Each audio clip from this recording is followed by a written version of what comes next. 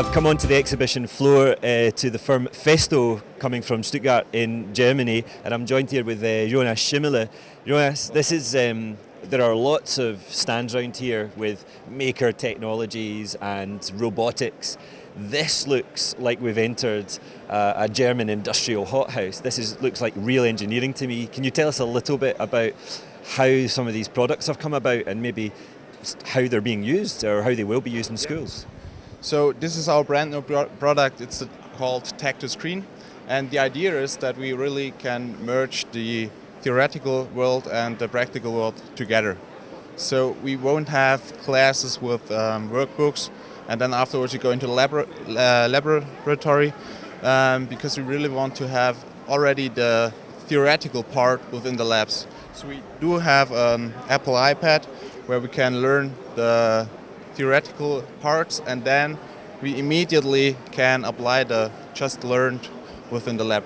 And what I can see here is, it's an app, it's a piece of software here, but it's connected through some pretty interesting stuff around the sides of it and in the back into a piece of machinery. What exactly does this one achieve? If I was a science or engineering teacher in a secondary school, what kinds of curricular topics are you hoping teachers will be able to inspire students with? Well, we actually can do a lot of things with it. We can control things, we can do PLC programming with it. We can also measure things. We have integrated a virtual measurement device.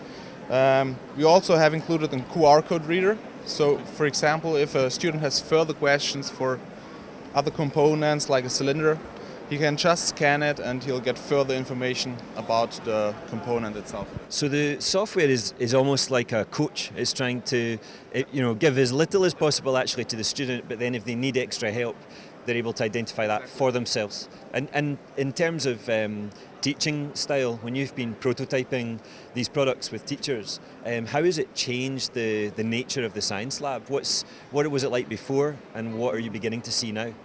I think before it was more like that the teacher really explains things to the class, and now we really have a learning companion, and the students can go their own individual way. As you said, if they need more information, they just can go back or get more information on the iPad.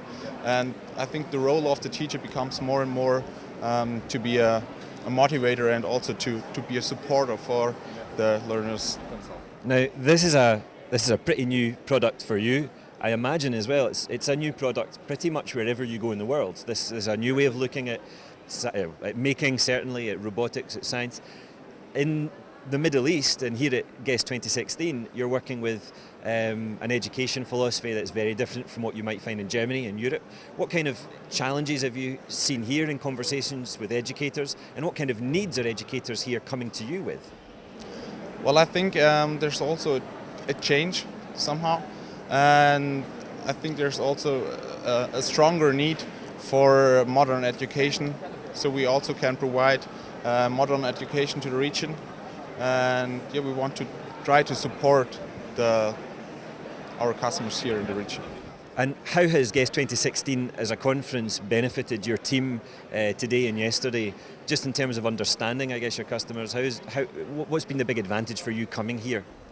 I think the big advantage is sure to get into contact with our customers, to get their feedback and also their impressions on our products. And I think there are some great opportunities. Thank you very much. Now, we're going to take a look at some of the other things on the FESTO stand.